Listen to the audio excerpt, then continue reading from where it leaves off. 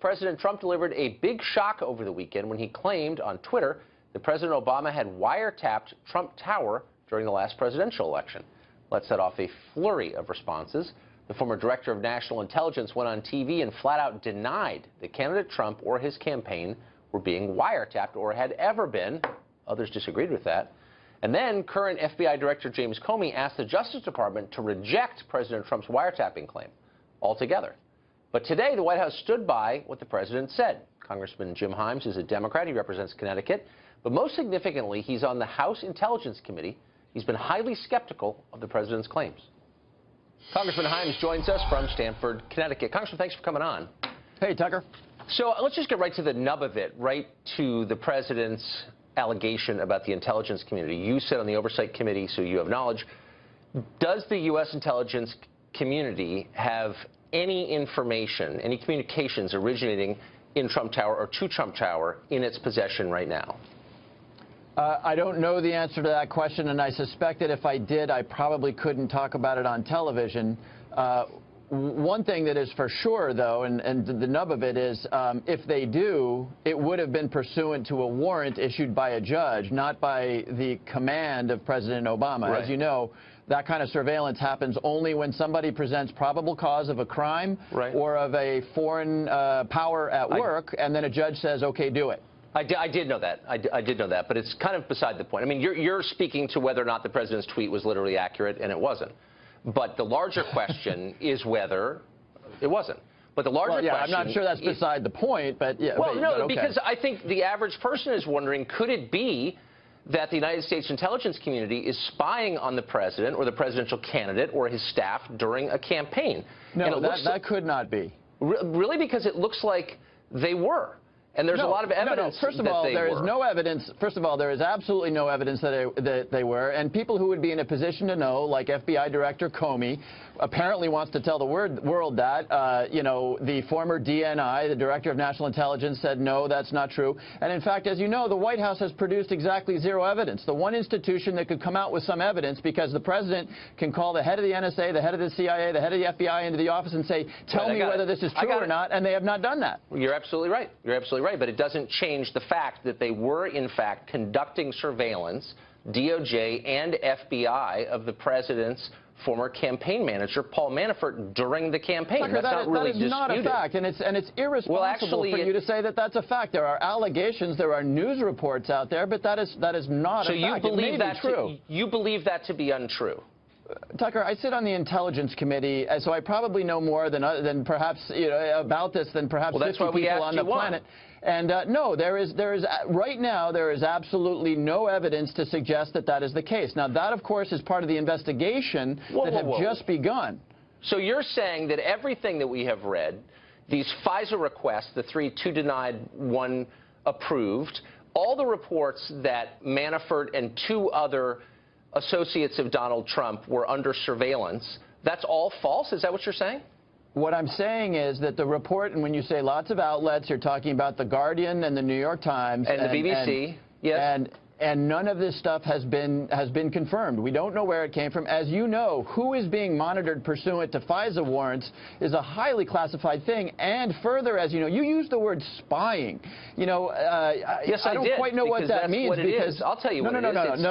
When a judge somebody doesn't know he's being listened into. No. Oh, okay. So that's what police do when they're listening in on drug dealers and child molesters? That's right. It's spying, and sometimes it's justified, and sometimes it isn't. But let's call it what it is. Spying is when we go to Russia and try to recruit Russian generals to give us Russian secrets. Okay. When law enforcement is listening to anybody, that is law enforcement. Okay.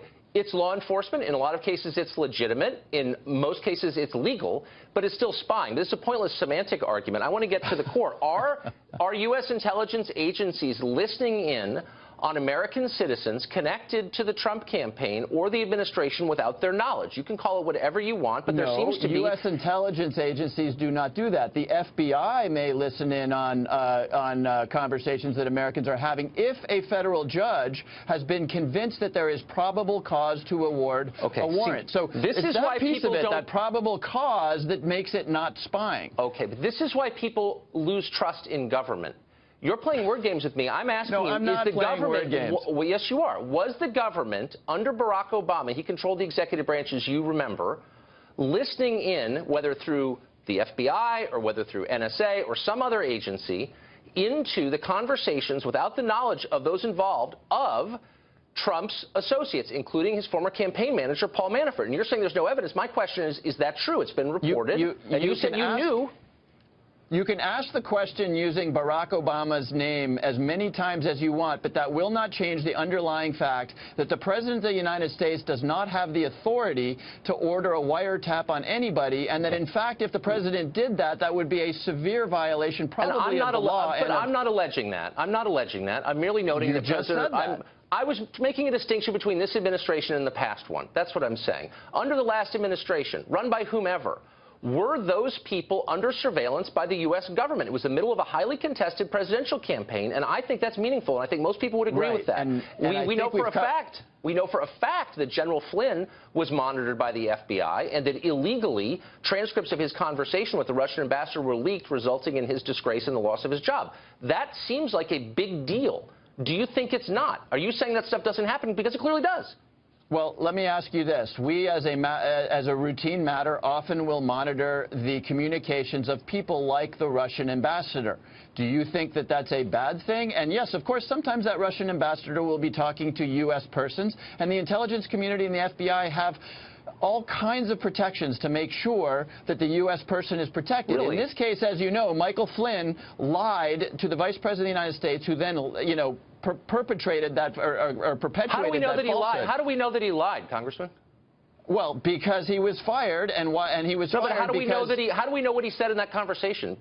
Well, we don't know today what he said, but you do know that he was fired, and if I could just quote the White House... Hold on, wait, slow down, stop. You just said he lied, and my question is, how do we know he lied? What's the basis for making that judgment? How do we know what he said in that conversation? Because it was in a classified transcript that was leaked by someone in government with the effect of hurting Michael Flynn. That was a felony. And you, last Wednesday, described people who did leaks like that as, quote, patriots. And I'm just wondering why... No, I did not, Tucker. You want me to read you the quote? I've got it right here.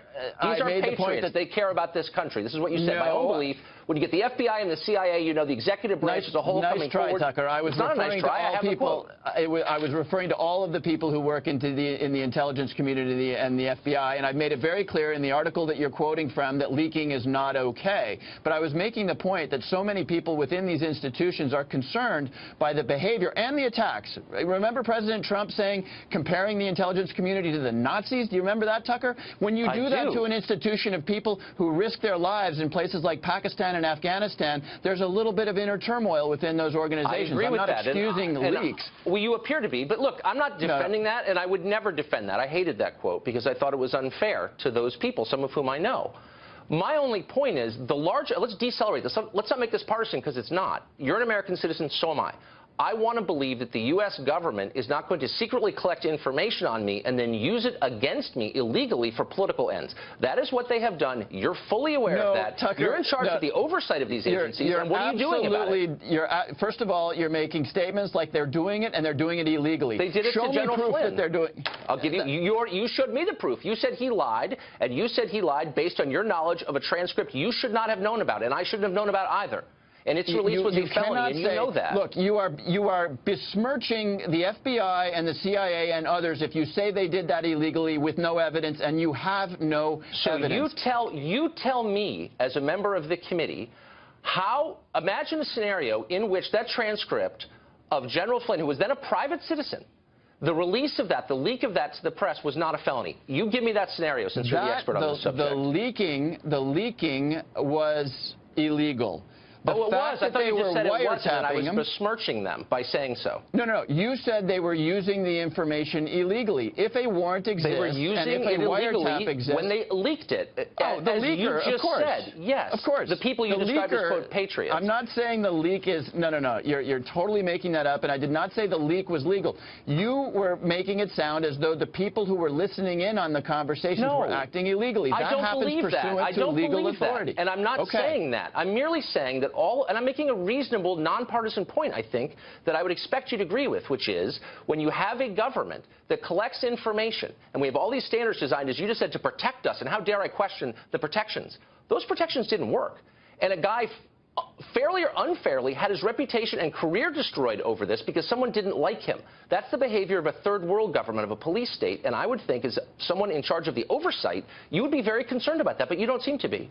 No. Once again, you're misrepresenting my position. Leaking is wrong. Leakers are not patriots. Let me be very clear about that. But you also know the story here, which is that the Deputy Attorney General and others, according to news reports, went to the White House and said, the Vice President misrepresented what happened in Michael Flynn's conversations. Michael Flynn could be blackmailable because we're not the only people who know that Michael Flynn lied to the Vice President. So nobody was trying to get Michael Flynn. People went to the White House and said, your national security advisor could be blackmailed because he lied to the Vice President. How did that information wind up in the Washington Post, I wonder? Because there was a leaker, which is not the right thing to do. Okay, so now we're kind of getting back to my original point, which it's certainly not that complicated, which is why I wonder why you're dodging. So here's my broader question. Since you are in charge of the oversight, how many Americans have their personal information swept up by the intelligence agencies, by NSA or others, every year?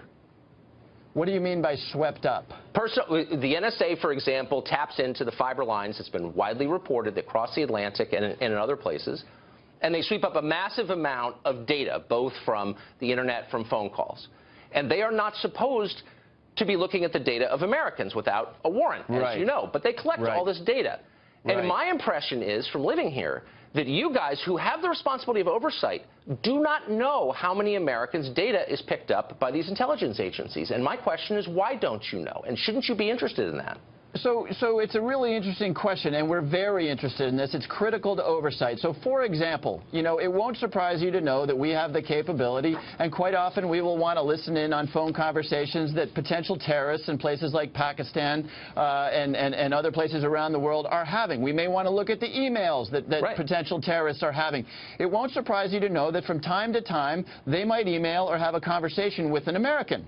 And so when our intelligence agencies pick up that information, sometimes the information is either an American on the other end, or sometimes it's about an American. And so our intelligence community has an elaborate set of protocols to try to protect, and they're human, right? They don't always get it right, but they try to protect the information of those people who are U.S. citizens and therefore entitled to Fourth Amendment protections. Well, do they always get it right? No, they don't. But there are an elaborate set of protocols. Now, if you're calling, sure that's right. But if you want to go the Edward Snowden route, because I'm hearing Tucker Carlson as Edward Snowden tonight. Please don't call names. I'm asking you a sincere adult question. You're calling me Edward Snowden, which I'm certainly not. I'm telling you that you've taken the position because you're now, I think, very critical about these. Not at all. Not at all. I'm asking. I'm not being critical of the intel agencies. I'm being critical of you because I don't think you really know to what extent they're following those protocols, because I don't think that your committee has demanded and received a complete listing of the names of Americans, or at least a description of the Americans, the number of Americans who've been surveilled, intentionally or not, by these agencies. In fact, I know that you haven't. And my question is, why?